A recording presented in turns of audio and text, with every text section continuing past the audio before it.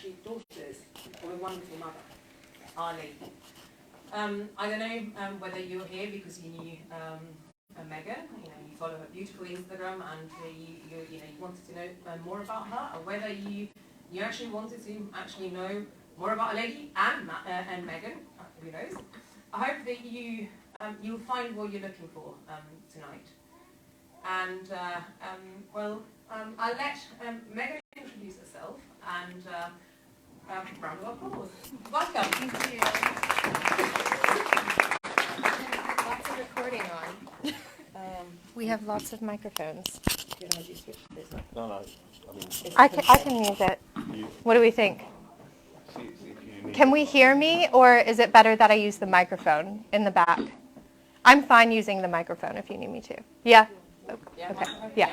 Also, Let's there'll do be the chance for Q&A after the talk. So, if there's anything, there's also some paper on the table if you want to take some notes, or if you have something that you might want to kind of say later, or perhaps ask later. So, over to you. Thank you.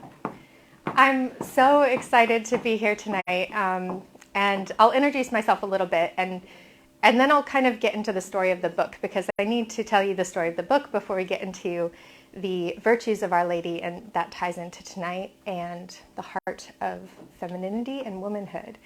But my name is Megan Madden. I'm a wife to a Catholic theologian. We are American, but my husband's studies has brought us all over Europe, really.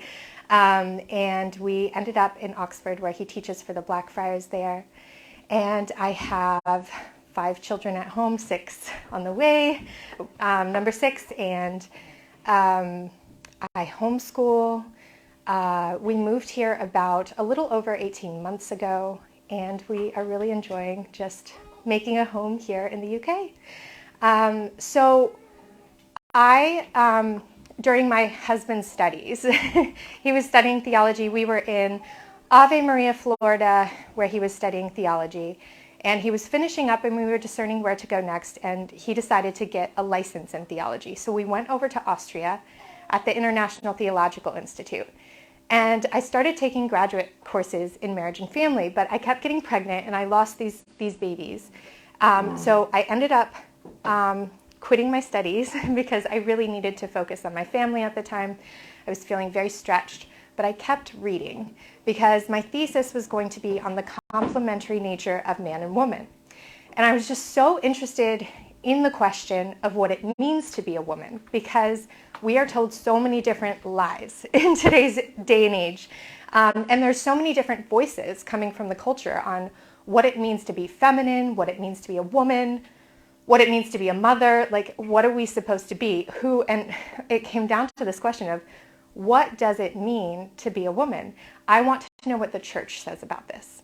So I dug, and I dug, and I dug, and I read all of John Paul II, anything that he would say about femininity and masculinity, especially love and responsibility, which is where he took his notes and his philosophy for TOB, but I wanted to get to like the root of TOB, like what were his actual thoughts. So I went right to the heart of it. And then I read Edith Stein, Alice von Hildebrand, Gertrude von Lefort. I dug into all of these great writers on woman. And what I came to this conclusion that, first of all, no one taught me these qualities of femininity. I never learned these things. And I wondered why. I was like, why didn't I know this, like motherhood, the maternal heart of woman, is ingrained in each of us, and that there are these qualities that we have, that when we know we have these qualities as women, we can tap into them and live it out more fully. So we have these natural qualities, and they're going to come out in different ways. And Edith Stein is so wonderful because she says the feminine genius can be lived out in any state in life, in whatever profession you do, in whatever you do, but don't lose your femininity. Like, this is part of being a woman, like, know those qualities. And what I came to this conclusion is we can't live out these qualities fully unless we actually know what they are. And once we know what they are, we can tap into them, and then we can be the most woman we can be. And I think this is particularly a battle right now because we're facing an identity crisis. That's what we're facing.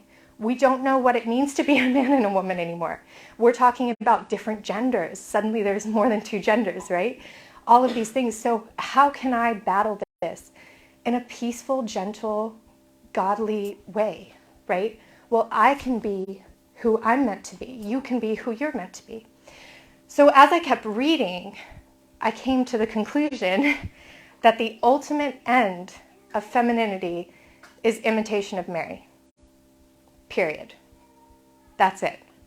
It's imitation of Mary, which is what led to my book. So the book is called Mary, Teach Me to Be Your Daughter.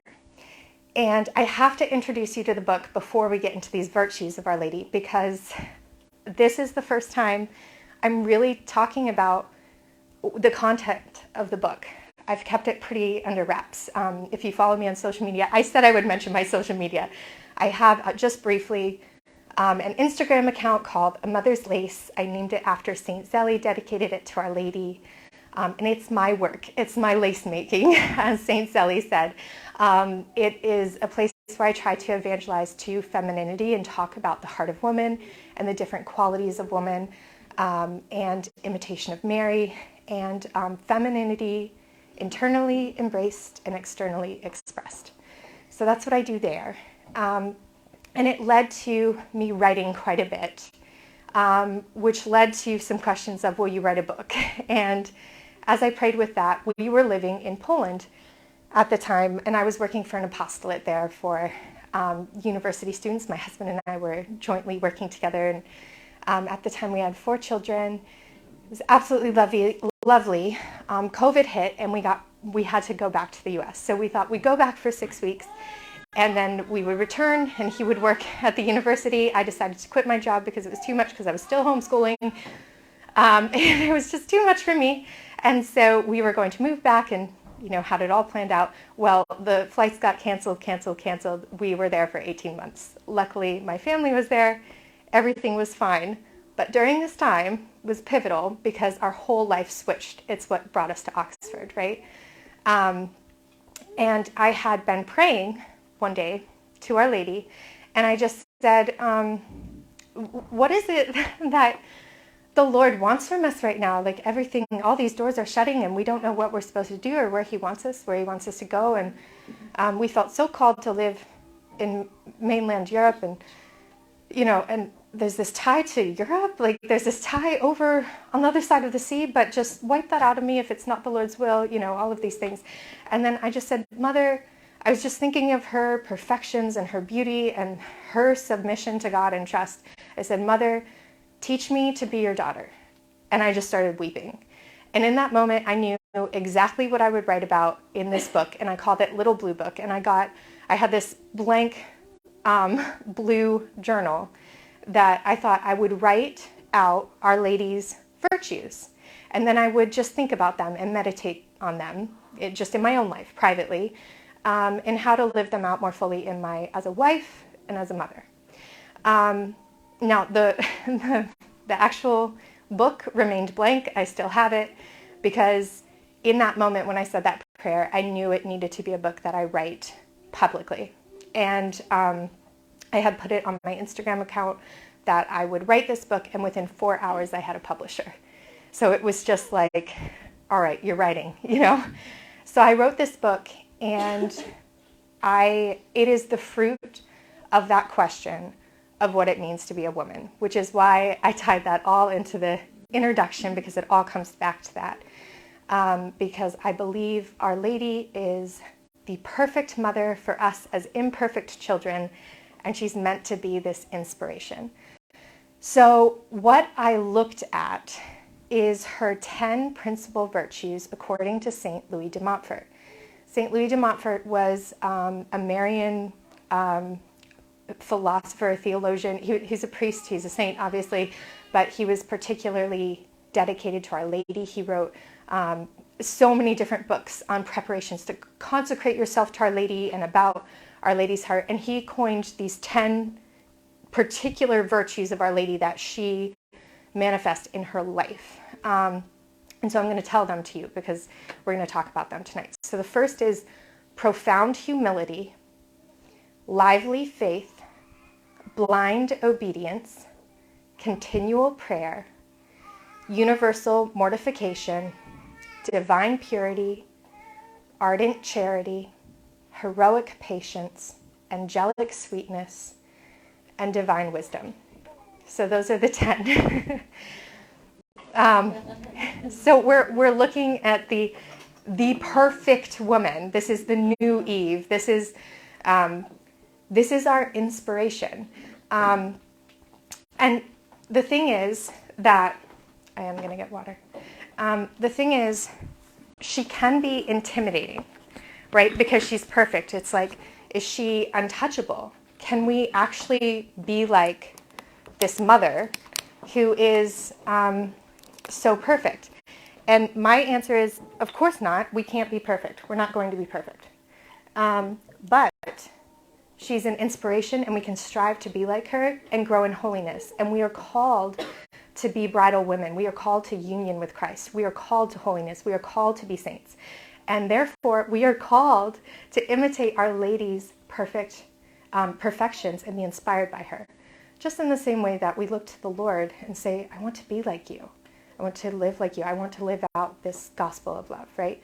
So I know she can seem intimidating, but tonight I ask you to just have open hearts to just receiving her particular maternal love for you. She loves you individually as a daughter. You are her daughter. She is your mother, and she's here for you. And she's here for you in the really hard moments and the difficulties in life, in your motherhood, in the challenges, in the sin, in all of it. Be that Mary Magdalene to her and just stay next to her at the cross. Like, that is what we are called to do. And so I hope tonight she inspires you and that you feel closer to her at the end of this. And with that, we will get into the first virtue, profound humility. In my book, I tied each virtue to a particular quality of the feminine heart. So that I read, from these other philosophers on womanhood and femininity. So I tied profound humility to the receptive woman. And the reason is that we need to be emptied in order to receive. So there's 3 steps that I'm going to give on growing in imitation of Our Lady's profound humility. And the first is being emptied and humbled. With humility is complicated because if you pray like the litany of humility, for instance, it's really unpleasant and you are going to undergo humiliations. Like, humility needs to be practiced, and it's practiced by being humiliated. So it's not a very fun virtue because you're made little, like Therese. Little, and it's not that you're degraded in this, but there's an emptying that happens in you. You recognize who you are and who you are not. So St. Catherine of Siena always talks about that. She says, I am she who is and you are, or no, I am she who is not and you are he who is. I think that's one of her quotes in one of her writings. But so we're empty. When we're emptied and humbled through the process of humiliations and practicing humility, praying for humility, we are able to receive God's gifts. He raises us up, but it's Him instead of us saying, "Look at look at me." We're humbled, and then He takes our hand and pulls us up, and in those moments of Him pulling up, we're receiving His gifts and His love. So that's step 2, is receptivity.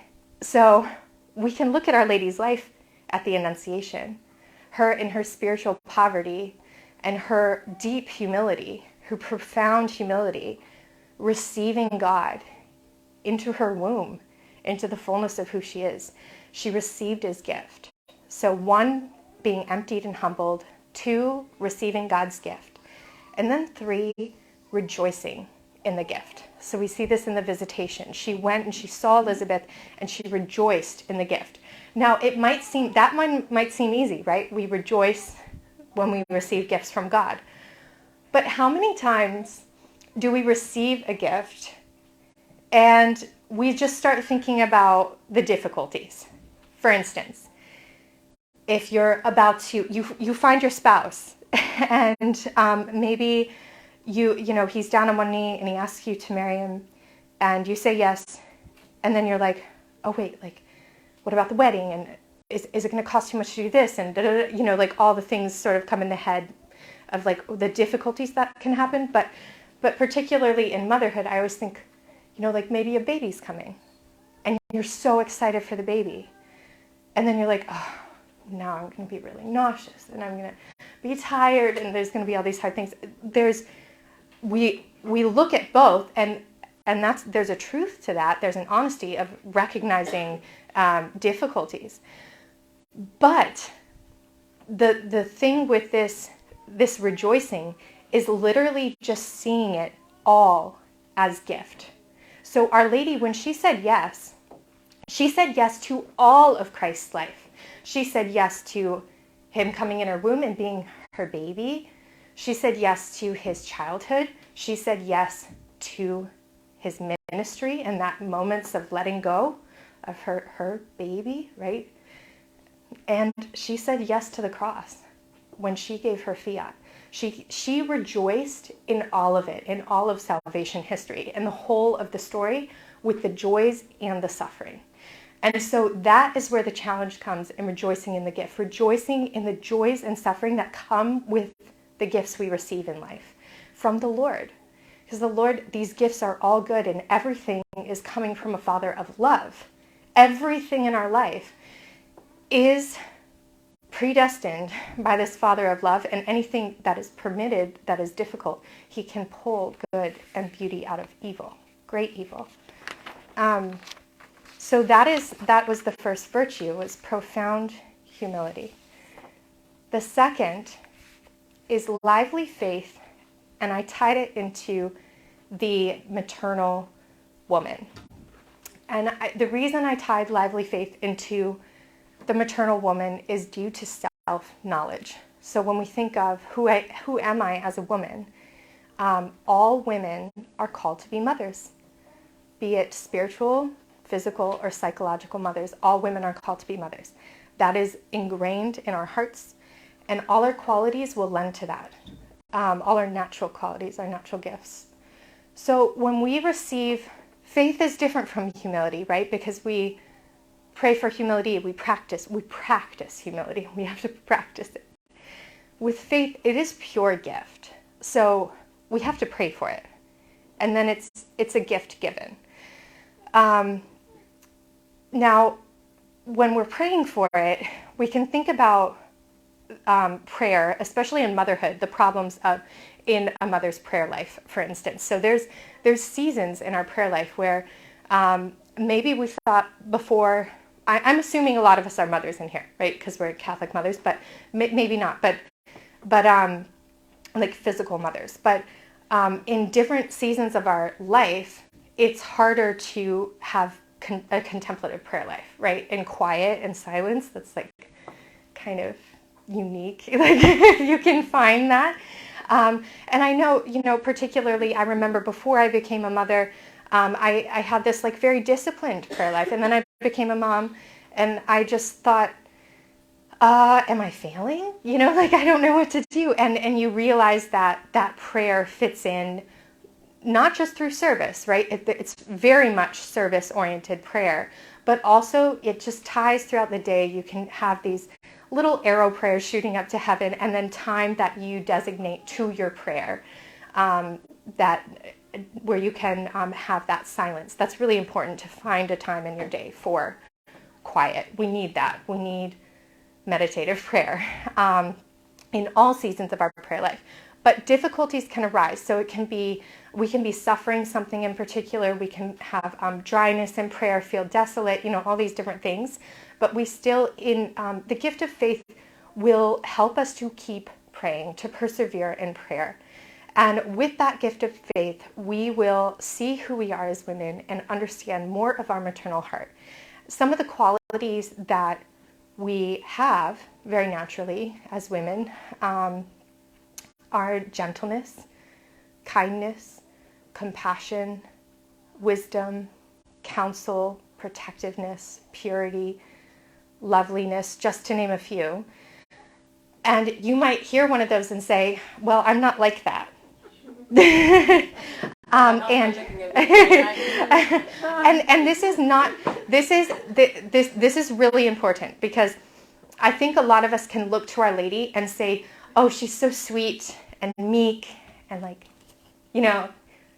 I wish my recorder could see my face when I do that, but almost like kitsch a little, just so sweet, She was a warrior queen. That is what Revelations tells us. She captured all the personalities. She was fiery too. So when I'm talking about gentleness, you can be gentle and meek and humble and still have a passion and a zeal about you. And Christ was like that. We see that. He flipped tables, at different points. So, and he was meek and humble. So these gifts actually surpass personality. Okay, they surpass personality and they go into the heart of woman. And when we find that certain gifts are hard for us, or we don't have them, that are very maternal based gifts, which is the heart of woman, we can pray for healing in those areas. Okay, because there are a lot of wounds in motherhood right now. There's a lot of wounds that we need to overcome. And especially in regards to these qualities of motherhood, this tenderness, this softened heart, because I think we often harden especially as we get older, a bit. You go through some things and you start to harden a little bit, and harden more, and then harden more. And the Lord is asking, particularly in women, that there's a particular gift. Now, both men and women need this, but there's a particular gift of this gentle heart ready to receive others. So be it a baby, and nurturing the baby, but also a friend, receiving the heart of a friend, sitting and having coffee and just hearing them and receiving them gently, kindly, with encouragement and compassion and not judgment. And, maybe your friend's going through hard things. We've all been there, right? We have this friend. We've done this. Okay. This is a part of our maternal hearts. But I do think there are areas that, I think this could be a whole talk in itself, but there are areas in which we all need to uncover of needed healing in our maternal hearts. I also wanted to touch on, with lively faith in the maternal woman, the real reality of spiritual motherhood. That is what Our Lady shows us. I have this quote here from Scripture, Matthew chapter 1, verse 23. Behold, a virgin shall conceive and bear a son, and his name shall be called Emmanuel. She is maiden and mother. She proves the reality of spiritual motherhood. So, I don't know about you, but I have a lot of friends who struggle with infertility, a lot, in family members. And it is I think it is a cross that is a high calling, because it's truly, it's truly a cross of the heart of woman. It's a cross of the heart. But with that, just really, really, I think, encouraging women in spiritual motherhood. This is a real reality. And of course, we see that in sisters and nuns as well. And then the third virtue is Our Lady's blind obedience. And I tied it to the discerning woman, that quality of femininity. Why together? Because if you are going to obey someone, you need to discern first who to obey. So with this, I wanted to kind of scale out a little bit and look at the church. So one of the ways, blind obedience, if we just look at it plainly as blind obedience, you would say that's not virtuous, to just be doing what that person on the street tells me to do or something, how is our we can ask, St. Louis de Montfort, what does blind obedience mean, Well, the reason Our Lady could be blindly obedient to God and St. Joseph was first because of who God is and because who St. Joseph is. He was a righteous man. He was holy, and he was a leader. And he was there to protect her, and he was good. So when St. Joseph wakes Our Lady up and says, come on, we need to go to Egypt, and Our Lady just, all right, and goes, we can say, without question, she's off. This was because of who St. Joseph was.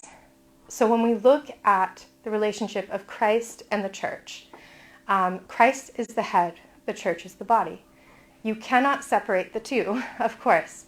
The church is obedient to Christ. And we, the faithful, make up the church.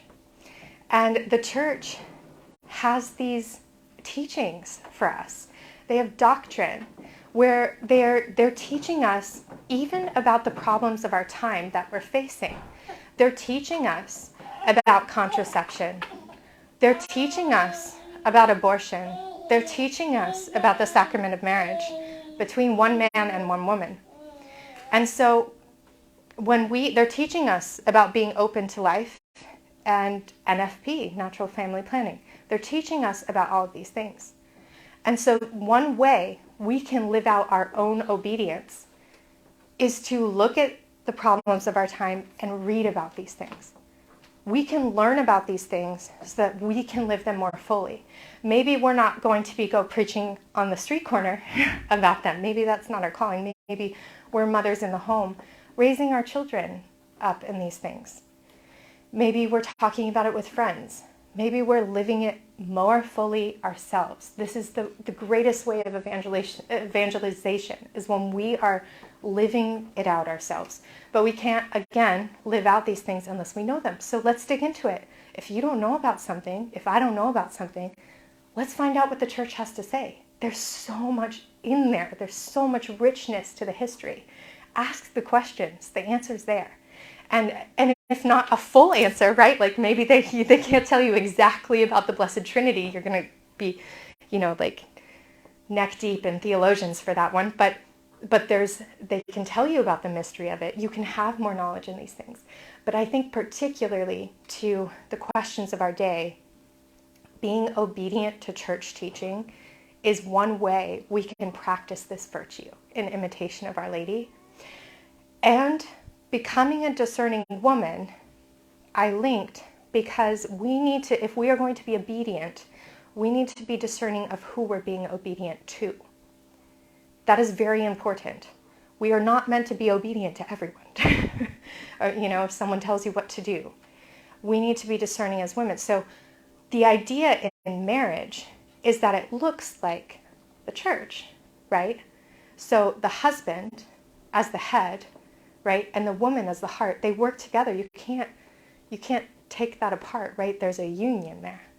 And with that, with this, with what St. Paul says about a woman's submission, he ends with, a woman's submission because of who the man is. The man is supposed to lay down his life for his bride, the way Christ laid down his life for the church. This is two-way. So a woman, this is not demeaning to women. There's such a misunderstanding of that. So when we're being obedient to our husbands and submissive, there is a joyful and healthy submission. And that is what the church teaches. It's not a slavery. It's not, we are not meant to obey things that are causing sin, pain, that are not for the good of the family. We can be discerning about that, right?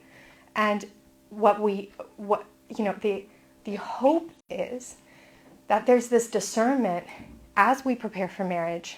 Is this a man that I trust to lead in these things? And that's not always going to happen.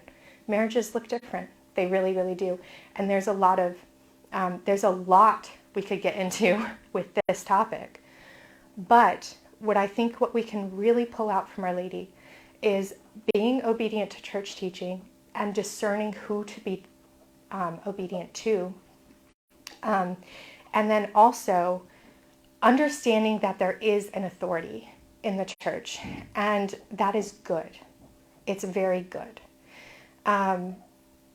So we need to be able to discern what is right and wrong. And with that, then we will know what can be done in each moment. Then we will know the action to take place. And when God asks us to do something, we won't be afraid. We'll just do it. So an example would be maybe your husband gets a job somewhere. Like this happened to me, right? And then I moved, and there was this sort of obedience in that. Okay, we will move. This is where you can provide for us.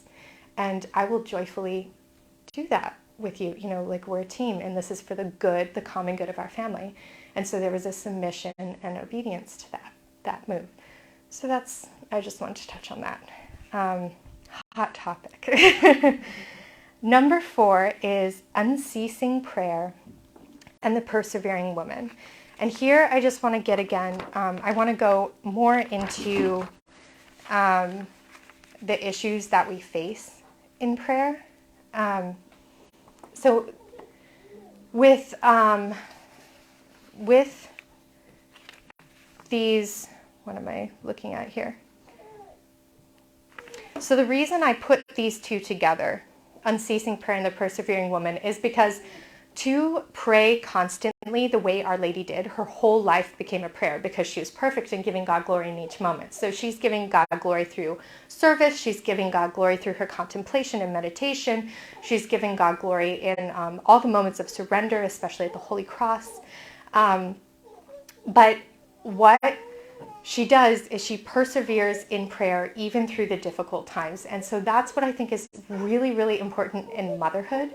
That prayer is, that silent prayer, this is what I should say, that silent prayer is the foundation of our service. So we cannot serve well and we cannot evangelize well if we are not talking to the Lord. We just can't. And we can maybe try, but it's going to be really hard and really exhausting if we are not steeped in prayer as women. So for mothers, I find there are different times to pray. You'll hear a lot of mothers wake up early. So some mothers, I have so many of my friends do this. They'll wake up really, really early to say their prayers before the children wake up.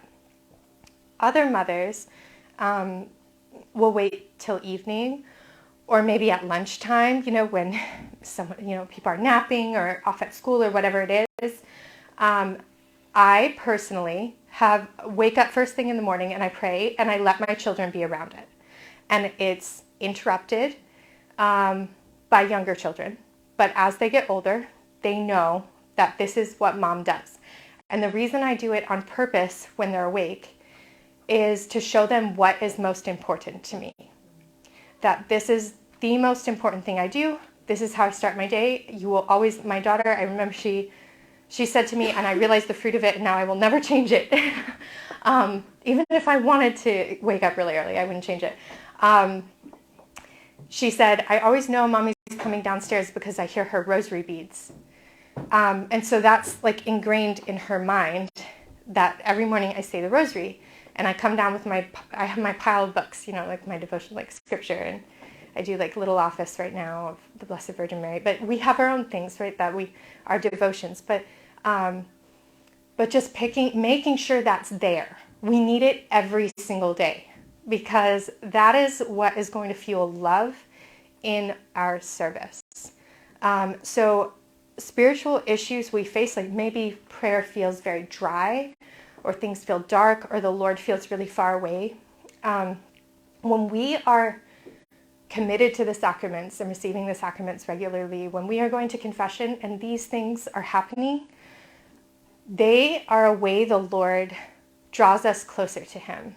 He is very, very close in that desolation, darkness, dryness, whatever it is that we face when we are committed to prayer and the sacraments. He's so close in it. And it is a way that we grow in holiness, because if we're riding on just our emotions and our feelings of goodness in prayer, like I feel good when I pray, we're lacking a depth, because love is a choice and it surpasses the feeling. So we're going to have moments when it feels really good to be in love. And then we're going to have moments where we're choosing to love. Maybe we're up in the middle of the night with a baby and we're exhausted, but we're choosing to love. We're choosing to care for that baby in that moment. And even though it doesn't feel good to our bodies, and our bodies want to sleep. So in the same way, and that love that is proved in action, right? So in that moment, we're proving this great love for our baby. We're saying, of course, we're going to take care of our baby. Well, of course, let's continue to pray. Like, of course, even though I don't feel you, Lord, just continuing to pray, persevering in prayer, and trusting, especially in times of suffering. That is something Our Lady shows us so beautifully, especially through Good Friday, is trusting in times of suffering, continuing to recognize God as a Father of love, whose story is far greater and more poetic and beautiful than we can see in this moment for each of us. So that is number 4. And number 5 is, Louis de Montfort says, universal mortification. I wrote it out in my book as self-denial, and I tied it into the self-sacrificial woman.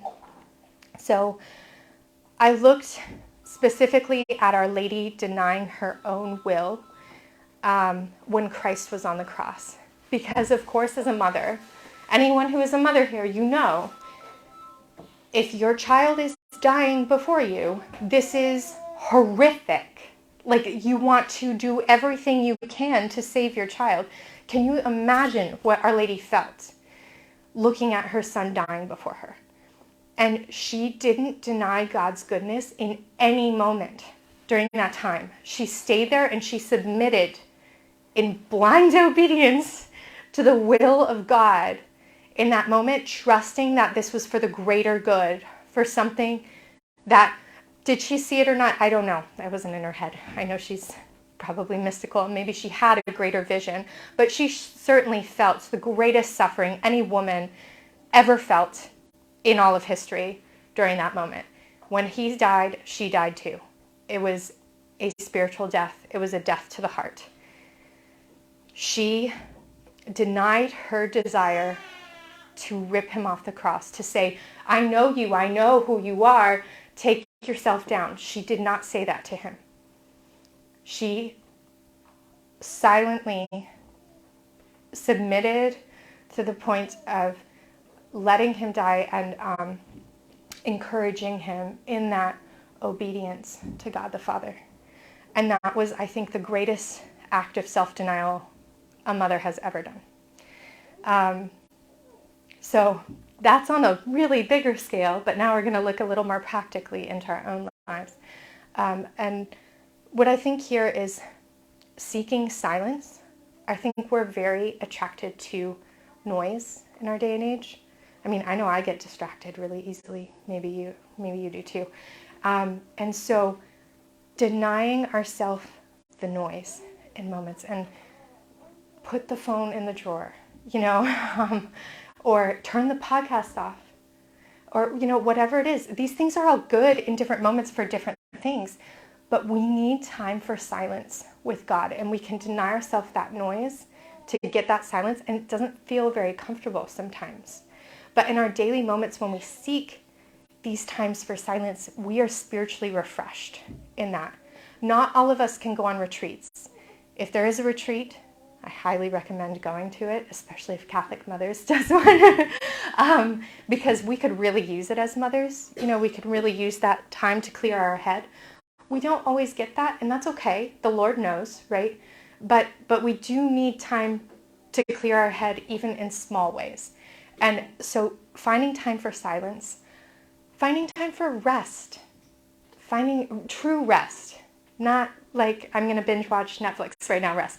I mean like a real quiet, like reading a good novel, looking at artwork, sewing, whatever it is, like, there's these different like crafty things some people like, or, maybe it's music, playing music, just, or artwork in some ways, there's all, or maybe it's sports, like some sort of thing that really just rests your mind, that's not just consumption. Like, we really need this. And so denying ourselves the noise so that we can enter into this something a little more restful that refreshes our souls.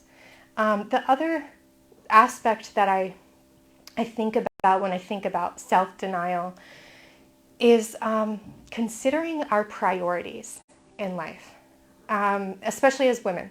So, well, I mean men and women, but tonight we're talking about women, so let's do that. So, God first. Our vocations are second.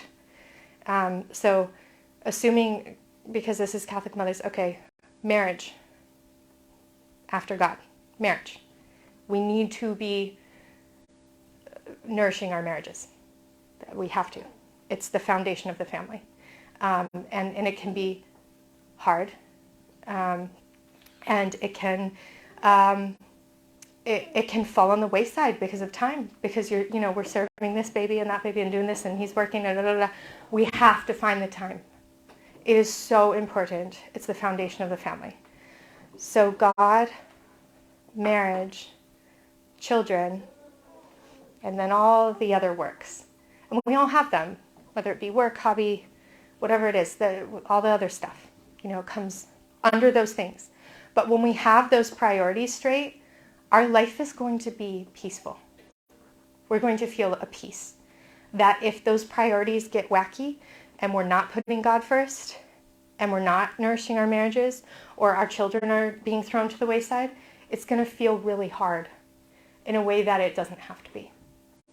Like God has this perfect plan for the family. He set it up for our freedom.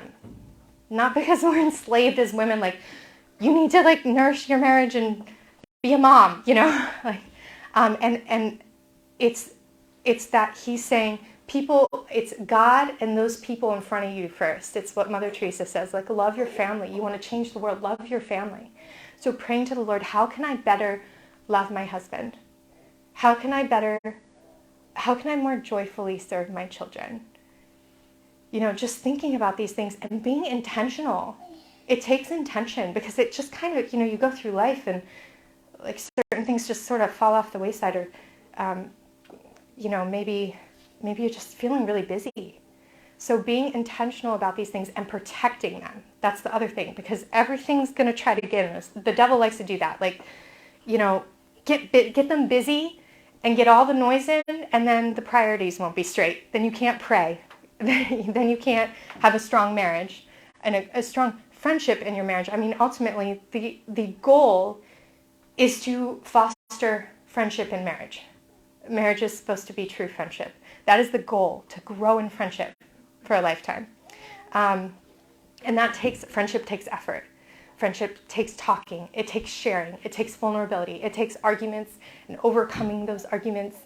And it takes growing closer through those things, through the hard times. It takes all of that. So priorities, I think, are part of this conversation of self-denial and being self-sacrificing, giving up other things for greater things, giving up other desires for the foundations of our lives to be really well-nourished, so we can feel proud of that, especially at the end of our lives, that we can look back and say, yeah, I'm happy with that. I did my best. Well, that's what we want at the end, And I'm also going to go back to self-knowledge. So when we, and we're going to get into fasting a little bit here. So when we know ourselves, when we have that time of silence, when we can reflect on these things, we can look and see our areas of weakness. We all have them. They're there. They're there for me. And we can, one really practical way to do this is to just sit in prayer, maybe in an adoration chapel, or if in your bedroom, just close the door and just pray for, 20, 30 minutes, and have a notebook and write down different areas in your life that you see are weaknesses, are real weaknesses in your heart, in my heart. And with that, this beautiful example in the lives of the saints in sacred scripture that shows us that so many weaknesses can be overcome with fasts and mortification. So an example would be perhaps overindulging in food or drink, unhealthy shopping habits, distracting oneself in an unhealthy way, these sorts of things. And what we can do is we can fast in the opposite direction to an extreme for a short time. So for instance, let's say I like dresses.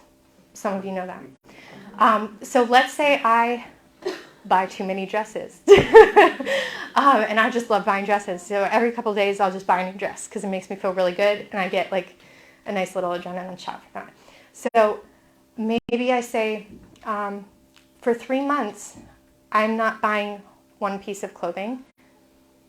I'm not going to buy one piece of clothing. Okay? You're like, maybe 3 months is too long. Okay. Well, maybe like 40 days. Maybe like we're talking Lent here. It's too long. Okay, so I'm not going to buy dresses for 40 days. That's what we're going to say. Okay? And this is a fast. And the idea is not that this is the grandest way, like this is the most virtuous way, is that I never shop for a dress again. But it's that it puts me in the mean, because virtue is in the mean. So I have this vice, right? So I'm going to go far in the opposite direction so that I'm breaking this habit so that I can be in the mean and I can have a healthy relationship with shopping again, right? So that's how fasting practically works for us. Now with women, we need to be careful with fasting from calories, especially when we are breastfeeding, pregnant, all of these things that can come up.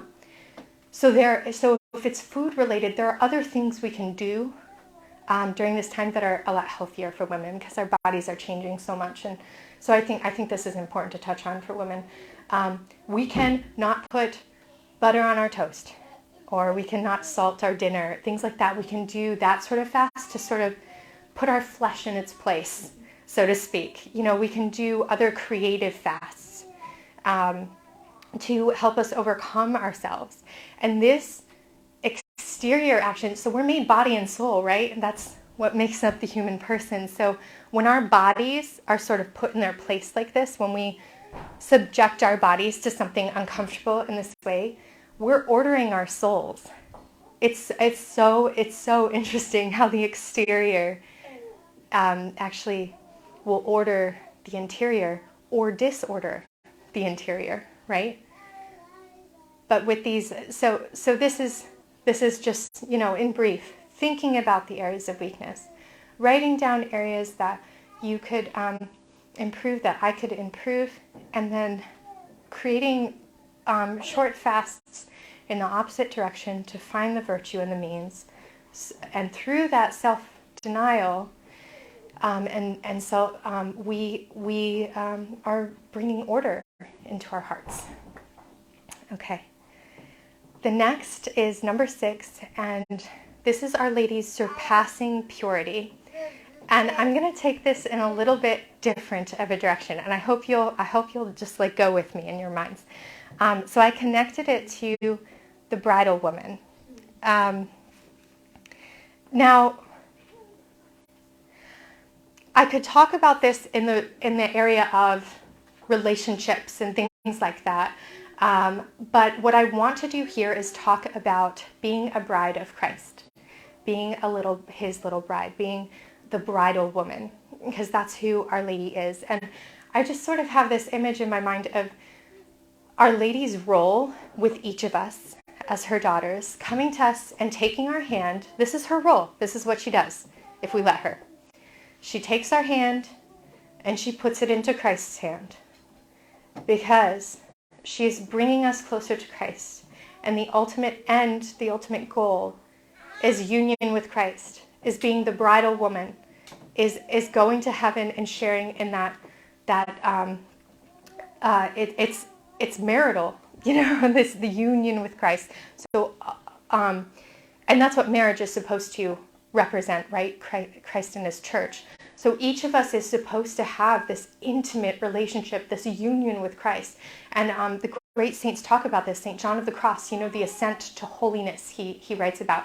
And he talks about the different paths to holiness, how there's the purgative path and the illuminative path. So we're going through times where we're reading of, this is very important, that the purgative path is this sort of ridding of the impurity in the heart. So I'm surpassing fleshly impurity here and saying just impurity in general, impurities of the heart in general, shedding that. And in the book, I ended up using this sort of garment mentality and this image of being at the cross. So I'm going to try to paint this picture in your head of this woman.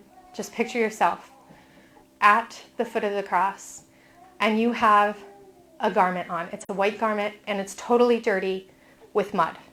And you're sitting there, and you're working the soil underneath the cross and trying to create a garden. But you're very dirty, and you're working really hard, and the rain comes down, and you're a mess. And you're just, wiping the sweat off your face. You are working to cultivate good habits. You are seeking purity of mind, soul, and body. You are cleansing yourself of the desires. St. John of the Cross says, perfect holiness is actually having no desires at all. And then the Lord swoops in and just takes you. So this purification of the desires of our heart. And we're being in it when the rain comes down, just washed clean in the midst of all of this, in the midst of the mud, in the midst of the mess, in the midst of our daily life of cultivating this garden, essentially, underneath the cross. When we're doing this, we're planting seeds. When we're going through this process of seeking to be the virtuous woman, to put on this virtuous woman, to put on Our Lady, we are planting all these seeds. Well, the Lord is planting the seeds. His hands are working in our hands, and we're working at the foot of the cross.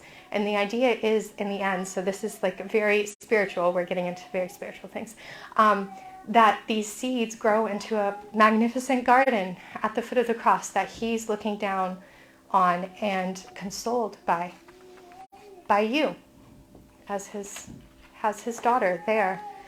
And so when I think of this sort of purity in the bridal woman, I think about how Our Lady meets us in our struggle, and how purity is a lifelong pursuit, in that it doesn't just have to do with the flesh. That is an initially very big thing.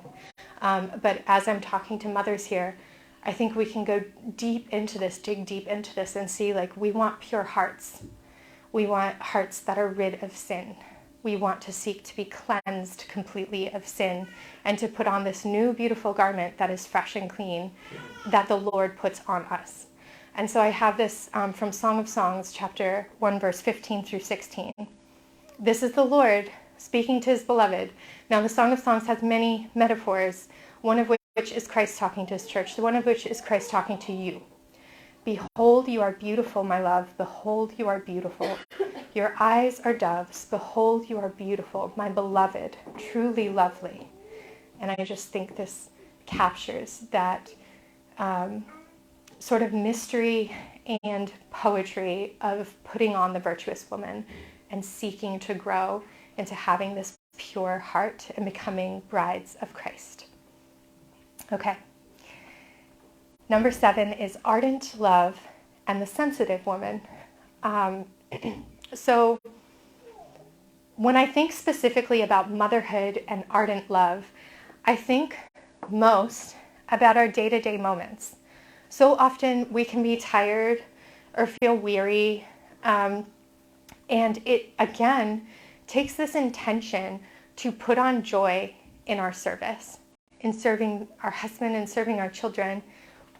When we are doing it with love, St. Therese talks about picking up a pin off the floor. And if you do that with love, it's this great act of love to God, and it can save souls when we're offering it up. So when we are serving with love, it becomes so much bigger than we see, because the Lord sees it. So there's all these different moments in our day that we can serve very quietly when we're doing the dishes, And something that's really helpful in keeping this disposition of love is keeping in the forefront of our minds how the Lord is in that moment and who we are loving, and thinking about who we are loving. I am doing these dishes because I love my family. And they're going to, these are the people who are going to use them next. I'm wiping down this table so that these people that I love can eat their meals at this clean table. I'm folding this laundry for my child to wear. These are great acts of love when we are super intentional about it, and when we're aware of the power of what we're doing and not just, bitterly sort of getting through our day and getting through the task. It makes it grueling. It's not fun. And again, we're meant for freedom with Christ. We're meant to live lives that are fully alive. And when we're attuned to this, when we're paying attention to this is a moment where I can love the Lord in my child, in my husband, in my friend, in my neighbor, in my community, whatever it might be, in my work environment, whatever it might be. This is a moment I can love the Lord in serving in a way that is sensitive to the people around me. So I tied ardent love with a sensitive heart because I think that sensitivity, I think first of all it needs to be talked about. But in order to love more fully, we need to be, our hearts need to be beating, pulsing, alive. They need to be hearts of flesh. They can't be stony.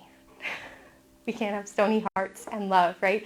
Because if we're putting up this huge protective barrier over ourselves, yes, we might be protecting ourselves, but we're not able to then give in a vulnerability. And so there's often different seasons in life where we need to pray for a specific healing in the areas of our heart.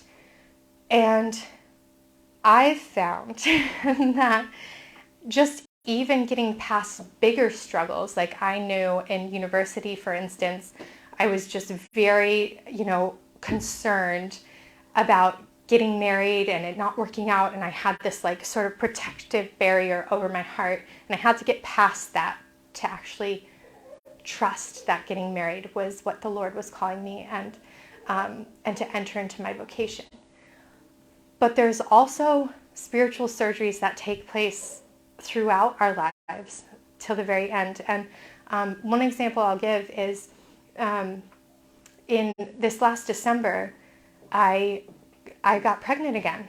And I did not think that we were ready because I did not think we had the support or the doctors, all these things, there was all these things coming up. And I was so scared. And I didn't know that I would be scared when I was pregnant. I didn't know until I was pregnant, and then I felt all those feelings. I felt scared. I was like, oh, wait, I don't have my family here to help. Oh, wait, I don't have my doctors. Oh, wait, all these things. I felt scared in December.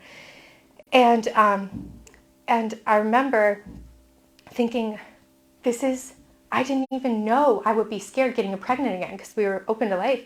I did not know we would be scared. I would be scared. Why do I feel scared? And I was like, I realized this baby, so I lost this baby.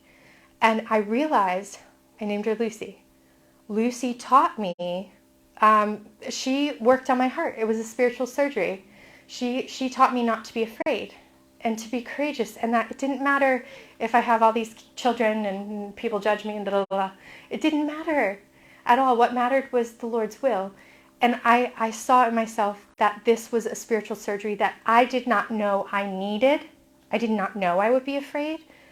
But then when it happened, I learned this lesson and I put on courage. Now I'm pregnant again. Well, I got pregnant after that and now I'm pregnant again. And I'm not afraid at all. And I'm ready. The Lord worked on my heart in all of that. And so that's what I mean with these spiritual surgeries is God, if you're suffering something, if you're going through something hard, when we surrender that to God, He can perform these spiritual surgeries on our heart. He knows what you and I need individually, what exact operations we need on our hearts. And He will perform them perfectly.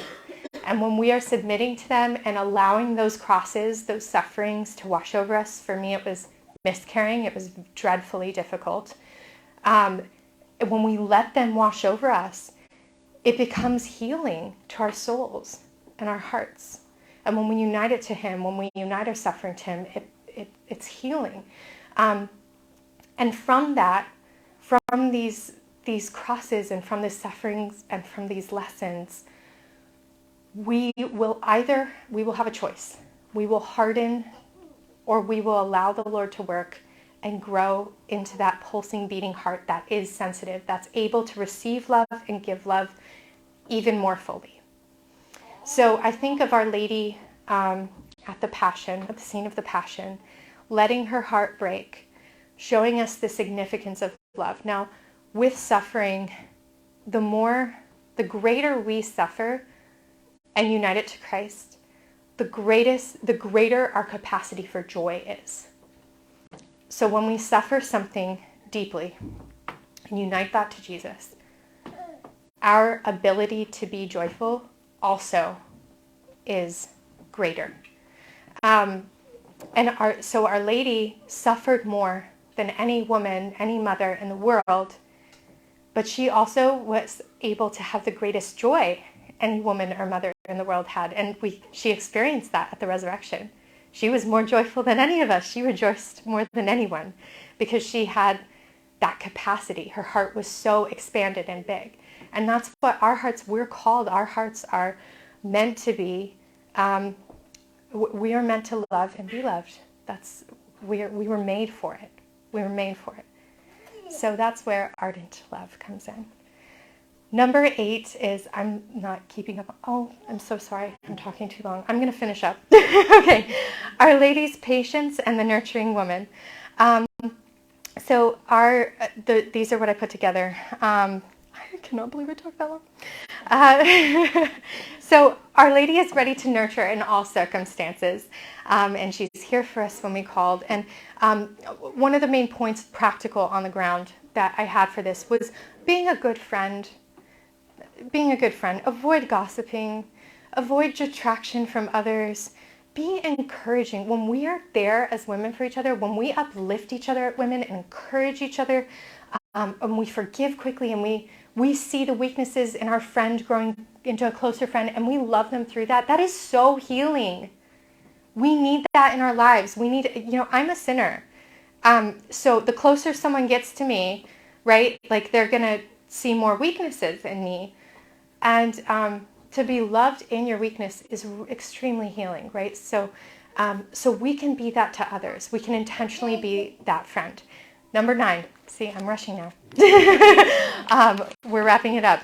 Our Lady's angelic kindness and the strong woman.